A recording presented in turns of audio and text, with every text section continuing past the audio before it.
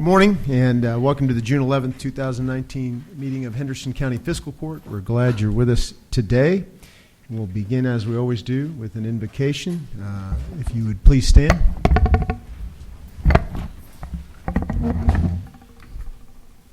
Dear Heavenly Father, please be with us today as we do the business of the county. Please watch over our community. Please watch over those who protect us, and bless everybody who's gathered in this room today. Guide us with your wisdom and help us make sure that we represent our constituents to the best of our ability. In Christ's name we pray. Amen. Amen. Please join me in the Pledge of Allegiance.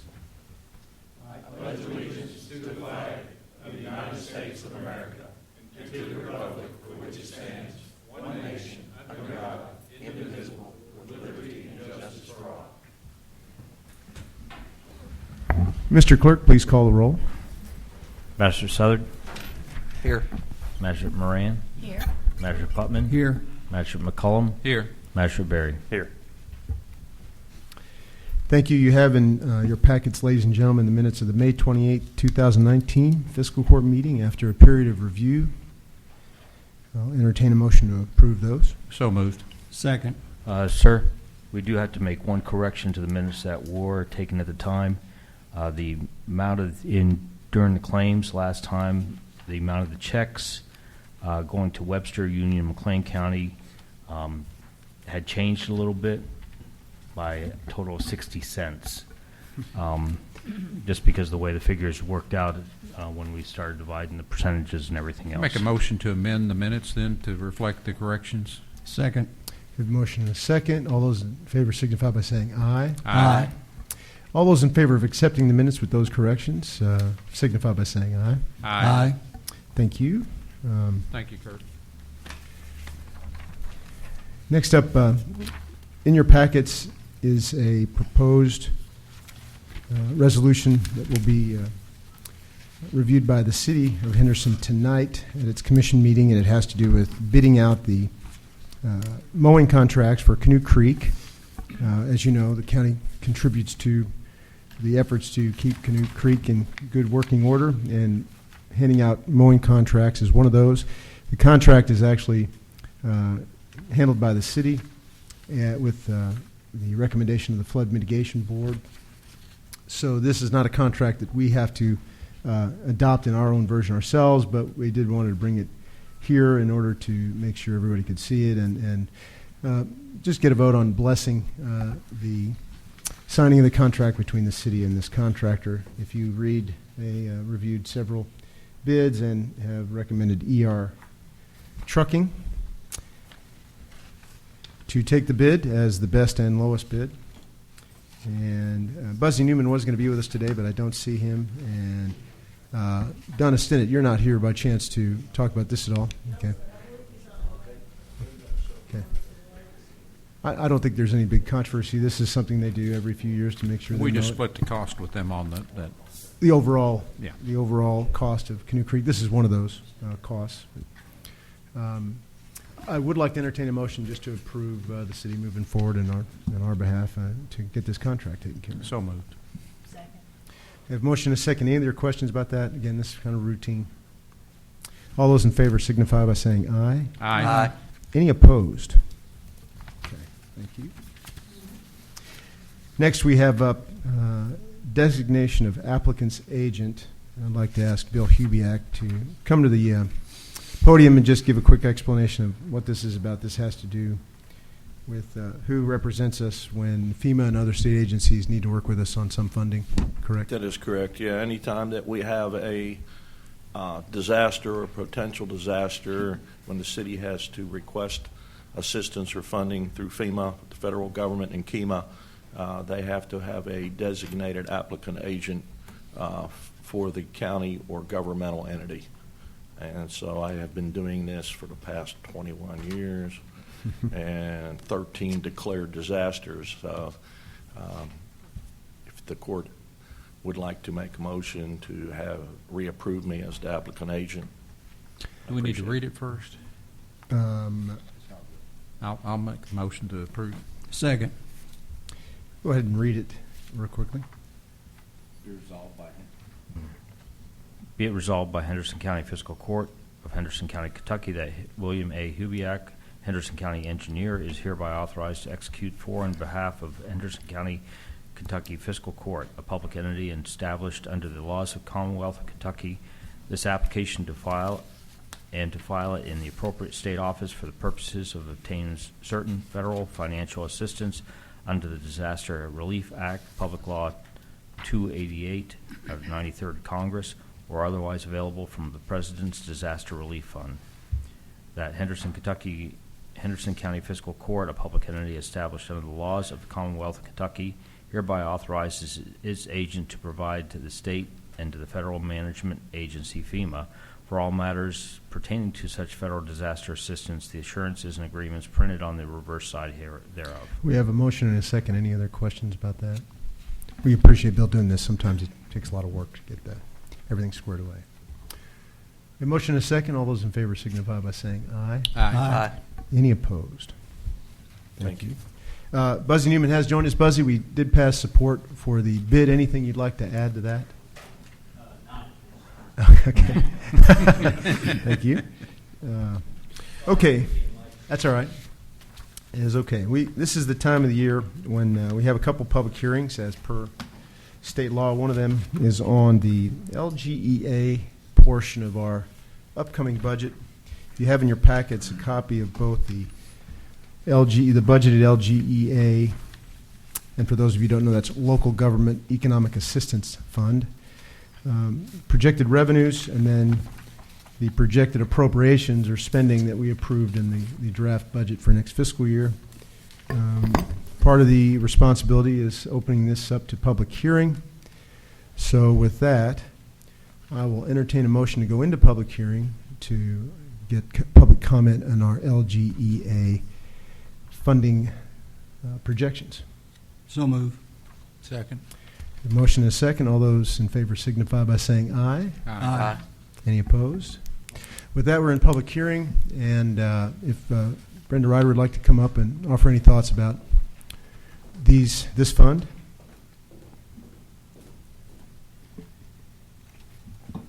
Again, this is for the upcoming fiscal year 20 budget. The primary uses of LGEA funds consist of public safety, fire protection, sanitation services, general services for the public, such as Senior Citizens Program, Boys and Girls Club. The anticipated revenues for the LGEA for the upcoming fiscal year is mineral tax in the amount of $363,000, waste hauling permits in at least the amount of $100,000, and coal severance in anticipating about $30,000, which Henderson County is viewed as an impact county. Additional revenues for the LGEA fund will be transfers from the general fund. So we get a little revenue for this, and we also support it from the general fund. You can see the list of organizations and projects that we have proposed to fund for next year.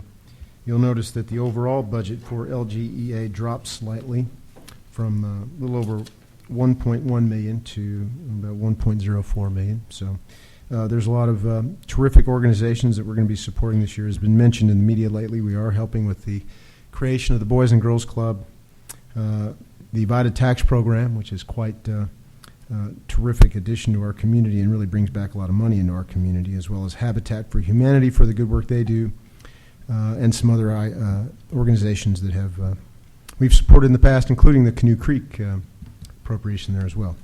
So with that, thank you, Brenda. I'll ask anybody from the public who'd like to comment on our LGEA fund projections and appropriations to please come forward. I'll ask again. I have to ask 3 times. Anybody would like to comment on our LGEA fund? One more time. Anybody would like to comment? Okay, we'll close the public hearing. I need a motion to close public hearing. So move. Second. All those in favor signify by saying aye. Aye. Any opposed? Thank you very much, Brenda. We need to do the same thing with County Road Aid, public hearing on County Road Aid, and this is the part of the hearing. Part of the reason for this is we accept a certain amount of money from the state every year in County Road Aid. We decide each year to use it for the projects and maintenance of the roads as determined by the road department. But we also take public input on this. So with that, I'll entertain a motion to go into public hearing on county road aid. So move. Second. We have a motion and a second. All those in favor signify by saying aye. Aye. Any opposed? Okay, we're now in public hearing. Brenda? The county road aid is primarily funded by the state motor fuel taxes and is to be used for the construction and maintenance of county roads. The amount for the fiscal year 20 is $1,282,529. The distribution of this is approximately 60% of this will be forwarded to the county in August of 2019, which is an amount of approximately $769,519. The next 30 to 35% is scheduled to be received by the county in January of 2020, and that amount is approximately $423,000. The remaining approximate 5% is scheduled to be received by the county in July of 2020. And again, we use those funds at the discretion of the road department to support their efforts to maintain our roads and other public infrastructure, of which we're responsible. Having said that, I'll entertain a motion. I'll entertain anybody who'd like to come up and comment about this. Again, anybody who'd like to come from the audience and comment.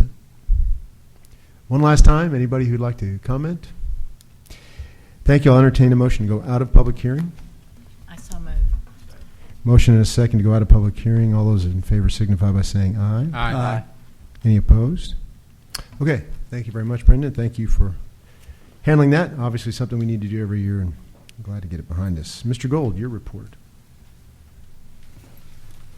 Judge, I've got several checks today. First is reimbursement for salaries, FICA, and retirement, $1,038.21. Dental and life insurance, $479.54, and a whopping $2.37. Health insurance, $196.36 and $8,737. Aflac, $124.94. Jail fees collected, $242.22. For a total remitted to the county today of $10,820.64, bringing the fiscal year to date to $148,915.84. Motion to approve. Second. Motion is second. Any other questions? All those in favor signify by saying aye. Aye. Any opposed?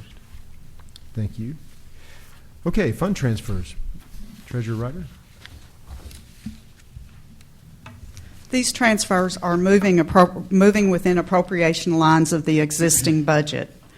In the general fund, to the ambulance service, transfer $23,000 from renewals and repairs courthouse for the same amount. This is to anticipate paying for the new ambulance purchase prior to June 30th of 2019.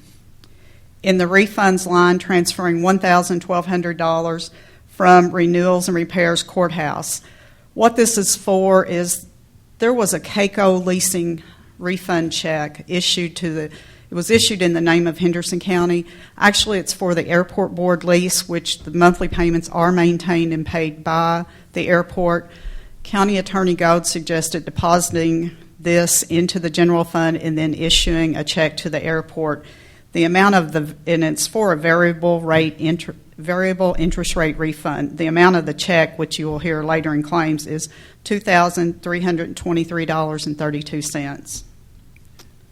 Brenda, this is a loan that they've taken out, and they're paying the full debt service on. And this was this refund was as a reduced interest rate based on what they had already been paying. So essentially, it's a refund. Yes. To them what's been paid there. I wanted to make that clear, that it's not like we're taking our money and giving it to them. It's really a pass-through. Easier than trying to go get the state to reissue. Definitely. Exactly. Next transfer, also in the general fund, to custodial services, health insurance in the amount of $1,300 from courthouse custodial services. Last for the general fund is to election officers appropriation line, $820 from the clerk maintenance and repairs and equipment. The reason for this transfer was the additional and unanticipated election for the farmer and Frenchman. In the road fund, transferring to the parks part-time help, $19,000 from the recycling employees appropriation line. In the jail fund, transferring 2 deputies and matrons, $100,000 to the overtime appropriation line, $50,000 to the Social Security appropriation line, $20,000 to the SAP employees appropriation line, $30,000 for a total of $200,000 to be transferred from the jail debt service line. To clarify these transfers are being made in the jail not due to raises or anything like that. They just came up a little short in the projections for these salaries, and they're making that good through moving this money from the jail debt service. And I think I should note that they have this money in the jail debt service line item because of their choice to defease one of their bonds, which is one of the reasons we did it. So worked out well. Any questions on those transfers? Move to approval, Judge. We have a motion. Second. We have a motion and a second. Again, any other questions of Ms. Ryder? All those in favor signify by saying aye. Aye. Any opposed? Thank you. Next. I have claims today from the general fund to the Henderson City County Airport in the amount of $2,323.32, which is regarding the CAECO variable interest rate that we just spoke of. Also, from the for the Sheriff's Department, the general fund to PTS of America in the amount of $1,186. This is to come from the Sheriff's Transport appropriation line. Any other questions on those two claims? Motion to pay? Move to accept. Second. We have a motion and a second. Any questions? All those in favor signify by saying aye. Aye. Any opposed? Thank you. Thank you. Appreciate it. Before we start the general good of the county, a couple things. Later at the second meeting this month, we will go through the process of declaring the old voting machines as surplus in order to go through the process of getting rid of them in some fashion. We have not received yet the new machines. They should be coming in any day now, next week. When that happens, Harp Enterprises, the company that is providing us the new machines, has agreed to hold the old machines in storage for us while we decide on the course we're going to take for disposing of them as public property. We would like to have a little agreement signed that, A, they would make sure they don't alter them in any way or do anything that would change their value while they're in storage, and that they would take great care in moving them and holding them for us. We don't have a place to put them once we get delivery of the new machines, so they're agreeing to hold it for us. What I'd like to ask is that you Mr. Gold and I drafting a small little agreement that would spell out what their responsibilities are in storing these machines for us. Judge, if I may, one of the concerns, since they are voting machines, there's software and firmware on those machines that were one of those machines to get out in the wild, it would create potential problems for election security. And that's one of the things, you can't just put these machines anywhere. They need to be stored in a really safe place, and HARP has that availability, and they're offering that to us. So if I can get a motion to allow Steve and I to create an agreement that we'll sign with HARP for storing these machines until we agree to dispose of them. Second. Any other questions about that? The only thing, we just bought a bunch of batteries. Are the new machines, do they use a different battery? Yeah. Okay. They need the batteries to get through the primary. Okay. Yeah. I just wanted to, if we could cannibalize the batteries away from them if it was I don't think usable, that's- but if yeah, I don't not, think that's fine. possible. But it does increase the value of the machines Yeah. that we're going to be getting away. So we have a motion and a second. All those in favor signify by saying aye. Aye. Aye. Any opposed? We'll work on that little one-page agreement there. We also have with us State Senator Robbie Mills, who asked if he could come and give us kind of a update from Frankfurt, and I'd like to call him to the podium. And Notes real quick and we'll be off.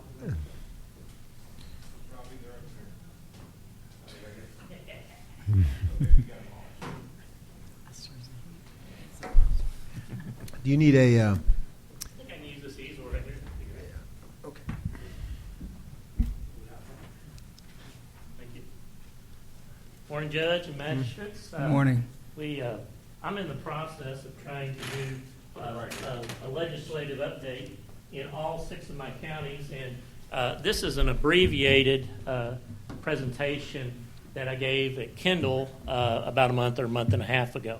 But before I dive into it, just want to compliment you on a few things. The Canoe Creek update, the mowing of that, I mean, that is, there was a lot of money, a lot of effort put in by the city and the county many years ago to make sure that we keep that creek flowing and properly maintained.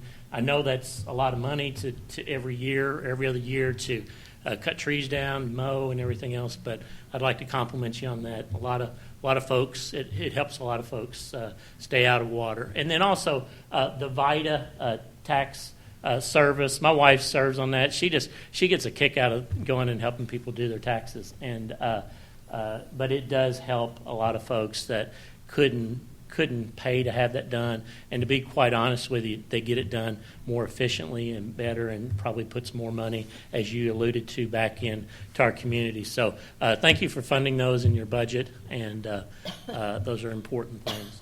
But really, just to be quite honest with you, this is just an opportunity for you as magistrates and judge to ask questions. I want you to feel like that you're able to call me, text me, and reach out to me at any time. The county attorney, Mr. Gold, finds me 2 or 3 times during the session, and I want you to feel confident. But real quickly, just divided some of the accomplishments from this last session into 2 tiers. The tier 1 is what I would consider the most important accomplishments, and this sets, the first is school safety. It just sets the skeleton of what school safety should look like. School safety looks totally different in eastern Kentucky than it did in western Kentucky, and this is just saying this is what we would like to have done. And basically, this includes, what this ends up coming down to is school resource officers and more emphasis on mental health and counseling. And I think you'll see this next budget cycle some money flowing toward these accomplishments. As a matter of fact, our school system was one of 4 school systems in the state that got quite a bit of money to move toward enhanced mental health in our school system, which speaks highly of our school system. The next was the tax fix from the previous session. The nonprofits were being taxed in an unfortunate way. And then also community banks, it was a problem with community banks. We had a 13% franchise tax on community banks, and that was causing a lot of banks on the borders of Kentucky to be bought out and to be housed in other states, and then so we were losing, if you can imagine, losing a Field and Main headquarters to an out of state. That was repaired and fixed. What I consider a big accomplishment, we had 4 pro-life bills that were passed. Senate Bill 50, I was pleased to be the primary sponsor of that. And then finally, the constitutional carry, which is permitless carry in the state of Kentucky. Tier 2 are more accomplishments that are kind of targeted, specific. The first was bonding. If you've been to Audubon Park and some of our other state parks, and they're crumbling, they've probably felt more of the state budget woes of the last 10 years than anything. There's a $50 million bonding for parks, and we still don't know how that's all going to come out, but there could be a pretty substantial addition to Audubon State Park from this. We're still working on that. But just minor things like paving all the roads in Audubon Park, that's going to happen, milling and paving, that's going to happen this year. It also refunded some $25 million to economic development, and that was needed from some past borrowing from that cabinet. Felony expungement. This gave judges more ability to expunge felonies, a wider array of felonies that were needed, and there's several up here that understand that when people have a felony on their account, on their resume, that sometimes they'd rather just sit at home and eat Cheetos than to have to come and write, "I'm a felon," and have to explain that. So this gives the judge more latitude in expungement. Hey, Robbie, could you elaborate more on that? Because, I've been around a while, and we've tried to get some, I don't want to mention names, several people here in town, record cleaned, so they could literally could go hunting again. That had to go to the governor for signing. Mm-hmm. This process would be what? No, this was a bill that was passed that the governor just signed, and what this has to do with is, it lowered the fee. First of all, there was a fee that you had to pay. It lowered the fee. It gave them the ability to spread that fee out over like an 18-month payout, and it also added other felonies that weren't expungible at the time, but it still did not add, if it was a violent felony that dealt with a child, there's still felonies that cannot be expunged. So I would submit to you that there's a couple people here that may know a whole lot more about that than I do sitting here, but I would say that if you've tried to get something expunged, that you probably ought to try that process again. But if it has to do with any kind of violent designation or a crime against a child, it probably did not make it into that bill. What's the effective date of that? I believe it's the middle of July. I think So it's like it hadn't July, gone into effect yet. I believe it's July 18th or something of that nature. So it's going to. I think you'll see some PR. I hope you will from this, because the whole emphasis behind this was a workforce development thing to get people back to work and to clean the record. And that was a part of it, really. I mean, because if you got that felony, there's a lot of places just people don't even want to look at you. explain that. I mean, I have people walk up all the time. So. Right. Thank you. Well, and there had been no felony expungement for many years. It just didn't exist. And then I think it was a year ago or a couple years ago, there was a bill that created felony expungement, and this one expanded it. And I think what you were talking about was a pardon process or restoration of the civil rights process. So this is completely different. This is a judicial process. You go back to the sentencing judge, and it's decided by the court rather than in Frankfurt. You want to? Thank you. You're welcome. The next two have to do with children, and it's the Foster Care Bill of Rights. And this was just to say, hey, if you're in foster care, if you're a foster care parent, these are the things that these children need and deserve. And we have almost 10,000 children, believe it or not, in foster care. It's unreal. Kinship care. This is just another step in the process. This does not have any money attached to it yet. But this is just another step in the process to say, if children have to be taken out of the home, we'd like to see them placed with parents, grandparents, aunts, uncles, people connected to them for care. I would hope in the next couple of years we start seeing a $15 or $20 or $25 a day payment for that kinship care. That's a huge dollar amount when you apply that to 10,000 children in foster care, in kinship care, but it's needed. And of course, all that's brought about by the opioid crisis. I mean, there's just people losing their children every day. So, executive branch lobbying. This was very important because we operate under a system to make sure that folks know that we cannot take things from lobbyists or they can't give us things. But in the executive branch, there's obviously the news of the last couple of years has shown the need for that lobbying reform. So that was passed. The solar bill and net metering, this was something actually that Big Rivers was all over and very interested in, but it didn't affect, 25 people in my whole Senate district. Very few people have rooftop solar in this part of the country. Midwife recognition, this was kind of a targeted, there are folks that want to have children at home. The state of Kentucky finally recognized that that's a qualified way of birthing in the state of Kentucky. Vaping continues to be a huge issue in our school system. This was vaping and tobacco products that basically made school systems non-smoking, and it just gave the administration and school systems another way of saying, hey, we don't allow smoking on any of our property. But I think you'll see in the future some more legislation on vaping because there's just a lot of unknowns there. And of course, if you follow this, it's the oddest time in Kentucky on tobacco. You have Mitch McConnell actually promoting an increased age in smoking. So what the tobacco companies are doing is they think their future is in vaping and not in tobacco, believe it or not. So they're trying to regulate themselves to keep from vaping being made totally illegal out and about. So it's an interesting story. Rape kit tracking, this is something over the last 3 or 4 years that's been something that there's been backlogs, and this was a minority bill that made it through that made sure that folks can know where their rape kits are at and get some finalization on that traumatic experience. Organ donation, our licenses are going from 4 years to 8 years at some point, and the organ donation organizations felt they were going to lose out on the possibility of people being an organ donor. So you're going to see like the check box on electronic filings and paperwork and things. You're going to see, would you like to be an organ donor, showing up over the next couple of years in more state filings.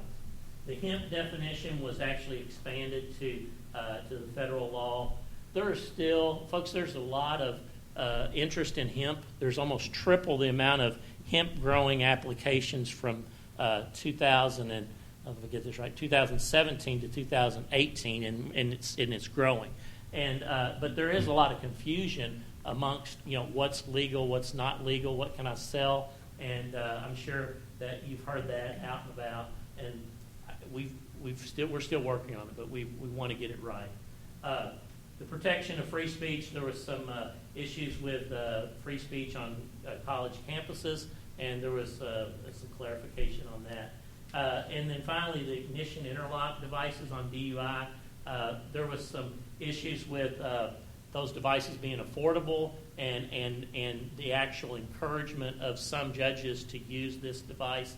And that's what this bill was about, to make it more affordable and to encourage folks all over the state to use these devices in DUI. And Steve, you may want to comment on that. Well, actually, I believe Senate Bill 85 requires the installation of interlock devices for all DUIs. Okay. So it's beyond encouragement; it's a requirement, Well, which is interesting. Yeah. If it's a drug DUI, they'll still have the ignition interlock device for alcohol, which it's going to dramatically expand the footprint of those IIDs. But there was an issue with it being that device and who made them and where they were getting them from, and whether people were getting the supplier of those were getting kickbacks or had a friendly contract. Oh, there were all kinds of problems. Yeah. And you would have to, let's say you got a DUI here, you'd have to go down to Madisonville to get approved at the regional DOT, then you'd have to go to Owensboro to have it installed, all while you can't drive. Yeah. Quite bumping rides along the way. Yeah. Creating problems. So hopefully, all that, like everything else, takes time for it to work out the bumps and the process. But I think overall, if somebody can blow into a device and realize that they're sober, that's a good thing. Just interim agenda. This is what I'm doing in May and June. Listening tours. You're my 5th fiscal court. I've been to 6 school systems for tours all through the school systems. I've been to a couple of water departments. So just trying to get out and see people and listen to what they have to say. Special session at some point. We're going to have a quasi fix for pensions. And of course, that includes, if you're not familiar with that, those are pensions for regional universities, mental health centers, health departments, and rape crisis centers like Oasis over in Owensboro. So that's what those directed to. And a small portion of KCTCS is involved in that. The draft legislation for the special session, I've checked with all the folks in my district that are affected, and they're all very interested in the governor's fix on that. So, matter of fact, when I came in, just was responding back to a text that I think at the end of the month we'll have that special session. And then, of course, that when they call a special session, that's all we can talk about is just that, whatever's on the call of the governor. And so there won't be any CERS, any changes to that, or KTRS, or any of those other retirement funds. Study issues, the committee process, just so you know, the committee process has changed from being kind of sporadic all over the month to having one focused month to where we have all of our committee meetings, and that's been received well by everybody, so we can focus on our second or third job 3 weeks out of the year, out of the month. I'm sorry.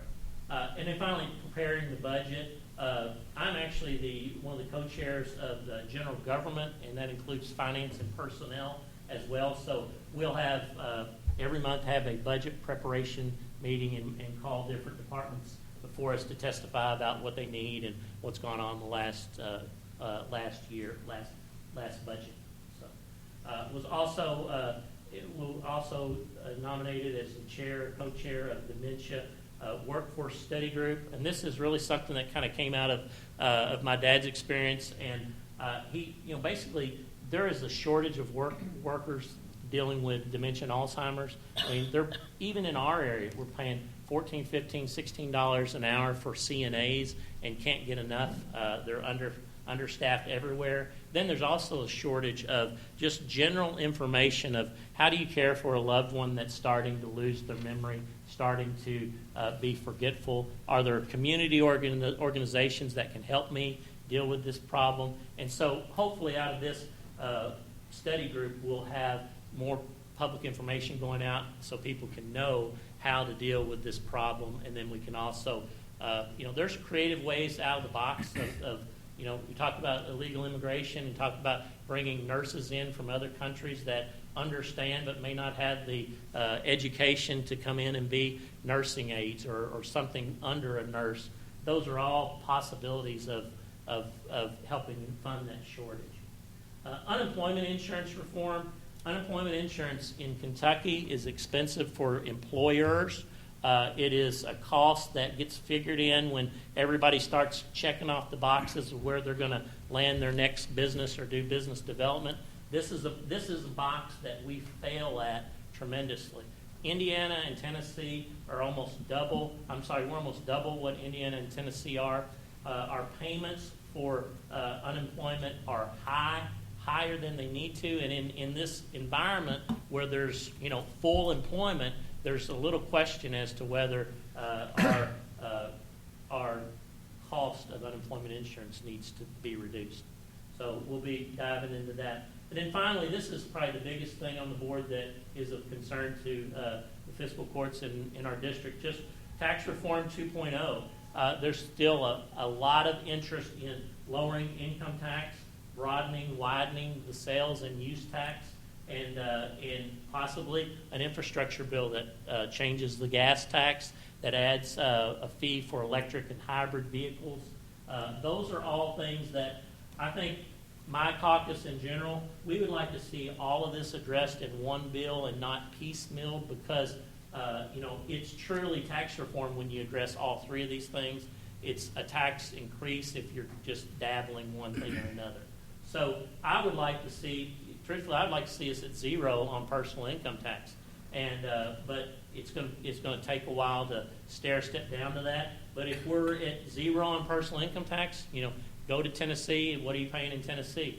8%, 9%. Sales tax, use tax, a wider range of those use taxes, and of course the talking point on the other side is we exempt more than we collect on sales tax. But you have to remember those exemptions, that $13 or $14 billion that's exempted, are things that medicine, food, things that are kind of sacred cows to this point.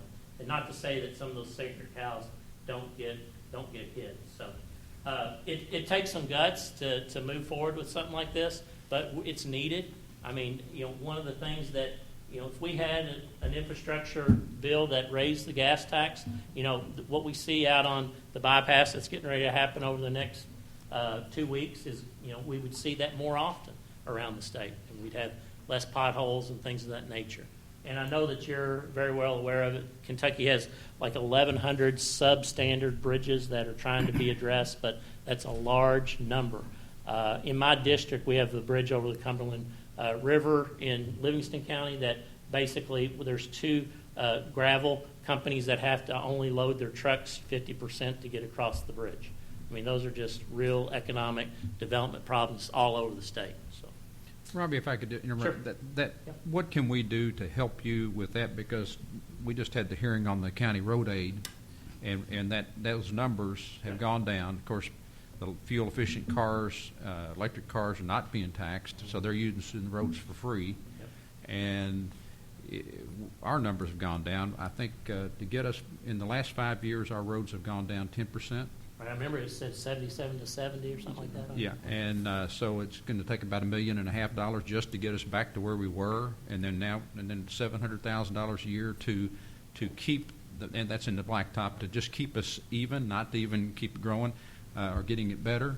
And so we desperately need those funds and for the county. And what I think, continuing to talk and beat the drum. KCO is doing a great job at that, and so is the League of Cities. They've made your case, and the case is there. And I believe if you look over the next few months, there's going to be a change in Indiana's gas and fuel tax. Illinois, of course, Illinois is kind of an outlier because they've got other budget problems. But I think you just continue to talk about the need for local revenue to make it to the local level.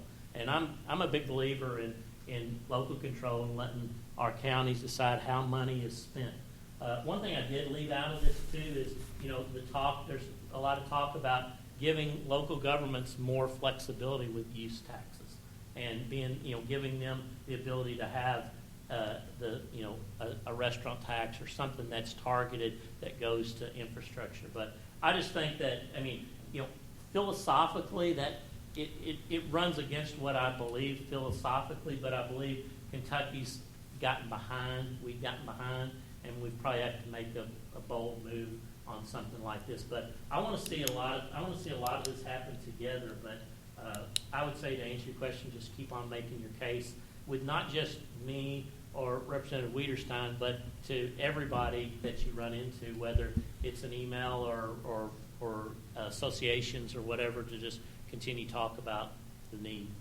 Well, Bill is working on our bridges and what we need. We're going to have a couple of $1 million bridges that we're going to have to replace in the near future, and it is really important that we get some revenue for that.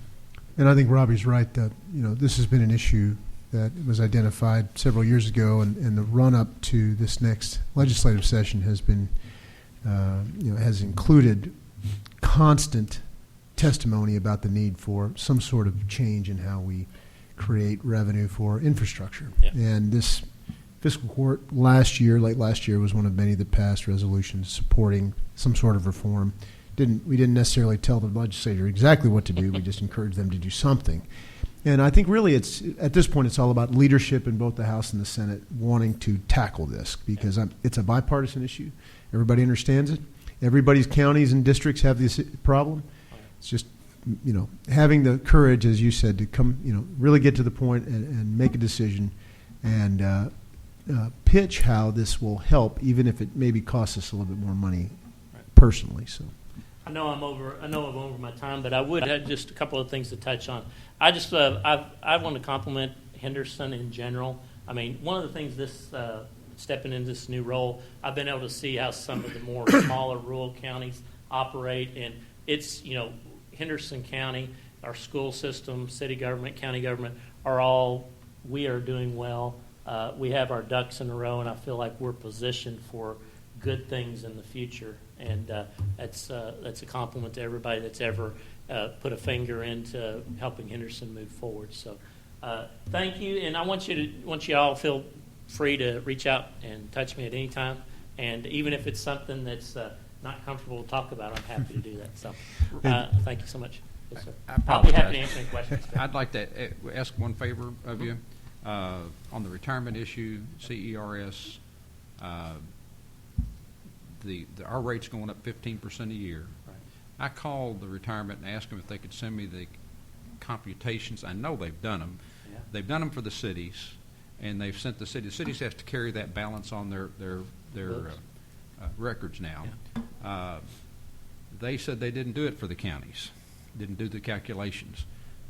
They referred me to their website. I did the calculations using the information from the websites, and I called Gunther up at the city, and he compared them. He said, "You're right on. We're $23 million short. I mean, that's our debt, That's your basically, debt. which is getting paid off with this 15% increases.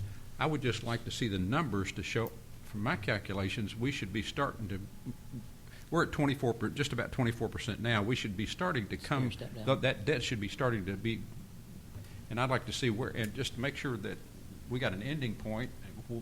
When is that Right. ending point? You follow what I'm saying? If I could get that, it would help me make a better decision on our budgets and financial issues if I had that information.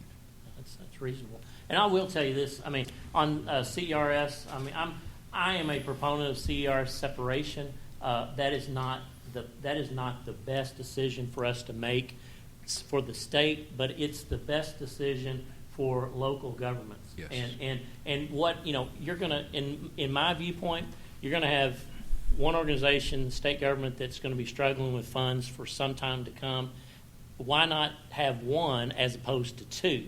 I believe if you separate and give counties control, that it's going to get your retirement costs back in line. It's going to make more money available for the real government services that are needed, that touch all the people in our communities. So until somebody shows me something, and I haven't seen anything yet that makes me decide to go away from the separation issue, I'm a proponent of that. So, and that is moving down the tracks, not as fast as I'd like to see it, but it's moving down the tracks some.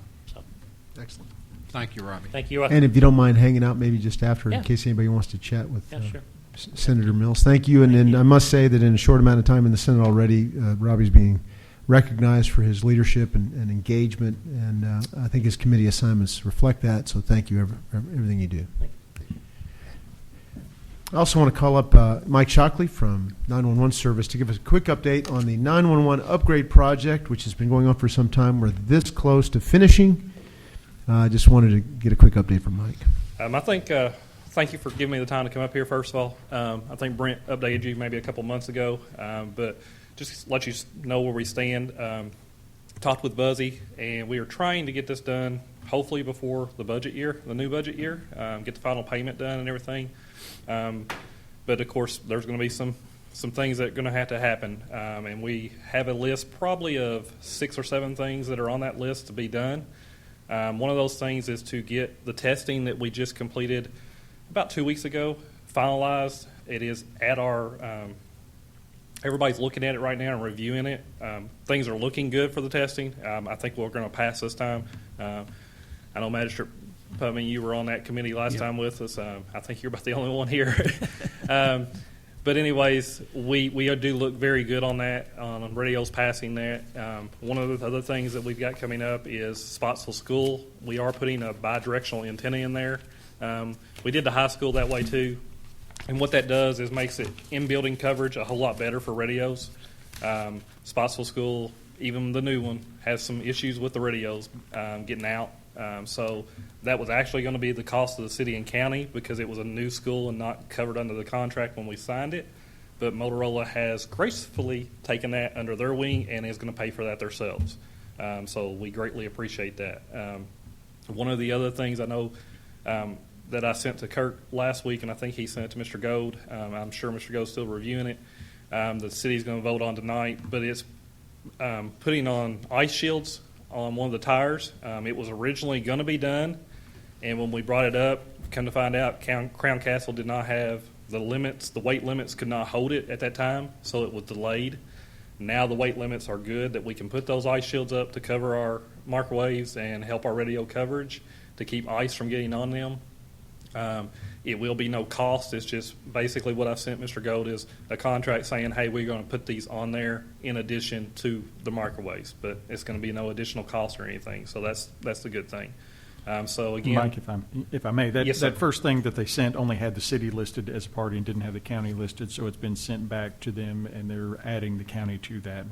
Once that comes through, we're going to be Thanks, approving. so we are getting that way and going fast forward, hopefully, and we hopefully will get to the point that we can go ahead and sign off. I'm sure, as any project, there will be a few minor things here or there that have to be signed off at the very end, but we're getting closer and closer as time comes. So, Thank you, Mike. Any other questions of Mike?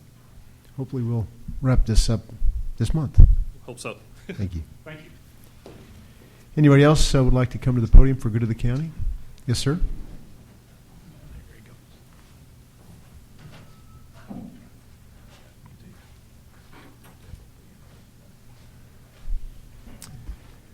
Coroner Bruce Farmer. Yes, sir.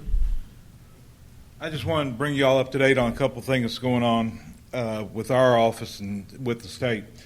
First thing is that, our job is not the most pleasant job in the world to do. But I want to tell you, with some of the people we work with are the best around. You all heard most of the story, but, we had a body that was found over the other side of Ellis Park the other Sunday.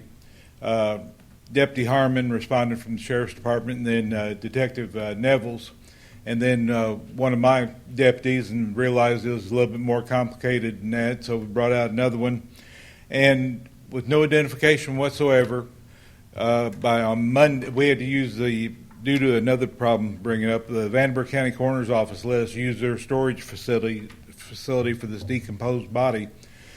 But by getting the body on Sunday afternoon, no name, no identification or anything like this, on Monday, Deputy Nevels and one of my deputies, Ron Adams, got working, trying to get some fingerprints, trying to get a name from somewhere. Started down that track on Wednesday. Detective Nevels and Don Ferris from my office went to Indianapolis, met with someone with the Indianapolis Police Department, met with some family members up there, got some names, came back. By Thursday evening, they were working with the Evansville Police Department, found out that the death occurred over there.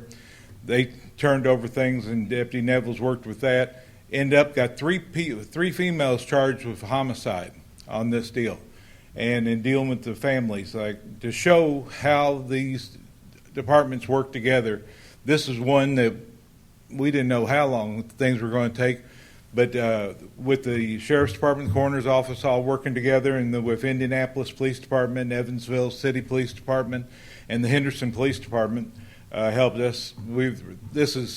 Justice was being served for this female who was brutally killed. Next thing is, and since he's not here, I'll pat him on the back, that Kenny Garrett, our emergency management director, had a seminar on earthquakes a week and a half ago. I couldn't stay for the whole thing, but I was glad to see the turnout that came from the public service groups that all happens if we have an earthquake. I think Kenny had 20-some-odd people in there for a full day bit, and it was the parts I got to stay with was a real good training session. And if you all get the chance to go to some of these that they're putting together, it's an educational experience, because if something does tragically happen here in the county, the judge, all the court members and all are going to be, knee deep into all this to let you all have kind of an idea as to what is going on. And I think Kenny's doing a fine job with it. I know he's over in Owensboro for a training session today. Last thing is, we're the medical examiner's office in Madisonville, we're having some problems, and not with personnel for a change. They lost their freezer unit, went down in February, trying to get it fixed, and then last month the refrigeration unit went down in this, and it's a state facility, and trying to go through the state to get these things taken care of. It's made it a lot tougher on the counties in transporting people down there for autopsies. I've kept the judge up with the notice they sent out. They've still not got these units fixed, and like I said, luckily Vanderbilt County let us use their freezer unit on this decomposed body we had, and we've got a small refrigeration unit that the hospital is letting us use in our office to try to keep down things, but we're working, trying to get the state, can't figure out how the state in all their infinite wisdom cannot get these things fixed and back up and running, but we're kind of staying on top of it. But we're having to pay a little bit more for transporting because we don't have a storage facility down there. And hopefully they're going to get that all squared away. But just to make you all aware that on some of our expenses, they're going up a little bit. And hopefully, we're managing it as best we can. But like I said, our job is not the neatest, the cleanest, the prettiest. But I mean, I've got a staff that's, while I've been laid up for the past month, they've been going at it, and we're glad to be able to just wish these Hoosiers would quit bringing their residents over here and dumping them in Kentucky. But, you know, our guys between the Sheriff's Department and the Coroner's Office put in a full week of hours working on this, but they were able to help get this case solved. And it's whenever the departments all work together, things go better for everybody. And like I said, just wanted to make you aware of that, of what's going on and what's going on in Madisonville and with emergency management. And I thank you all for all your all's support of us. Thank you, Bruce. Thank you, Bruce. Thank you. Compliments to your team. Thank you very much. Thank you. Keep working. Anybody? Any other questions for Bruce? Any other comments for good of the county? Magistrate Southard, All's good in District 3. are you done planning? Yes. Excellent. Thank you. It's good news. I know your smile's a little bit brighter today. Yes, sir. Magistrate Moran. Despite all the problems with the rain, it has made everything beautiful in District 2. Magistrate Putman. All good in the 4th, Judge. Thank you. Magistrate McCollum. All's good in the 5th. Magistrate Barry. I want to thank Senator Mills for being here. That was very informative. I like that. That was good. We appreciate you coming. Other than my list of roads that need some attention in District 1, and I think Jeff and I are going to visit those Thursday, everything's good. Thank you. Mr. Gold. Judge, I want to thank the Fiscal Court again for their support of the Boys and Girls Club, and I want to thank Magistrate McCollum for coming out to our grand opening or our campaign kickoff on Friday. He represented the county very well at that, and want to thank him for his support of the Boys and Girls Club, both as magistrate and personally. I want to remind everybody this week is the WC Handy Blues and Barbecue Festival. It is the one week a year when we import people into Henderson. We get a lot of tourists coming in, and hopefully you can come out and welcome them and enjoy some blues and barbecue. Thursday night is Zydeco night. It's the night where we sell all the red beans and rice and things like that, and that makes sure that we're able to have a festival next year. It's the big fundraiser, and also want to thank the Fiscal Court for support of that, and the city as well. They get a lot of help from both.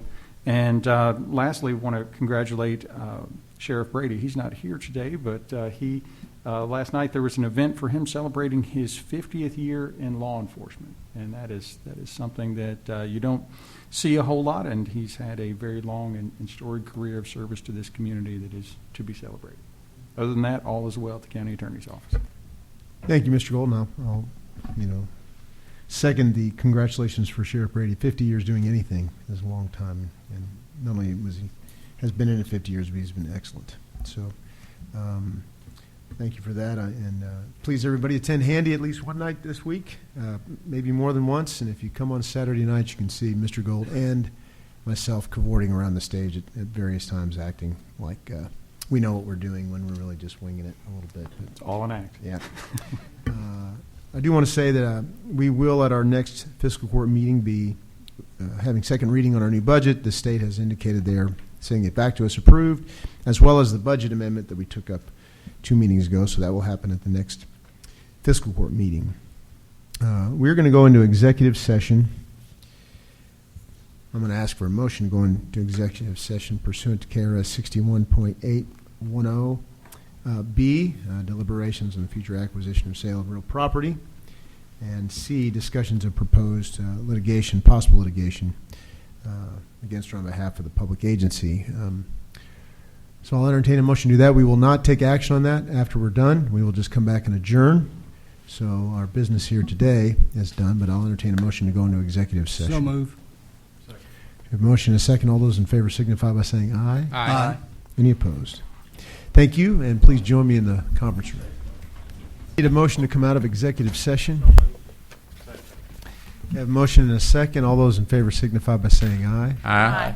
I need a motion to adjourn. So moved. Second. A motion and a second. All those in favor can leave.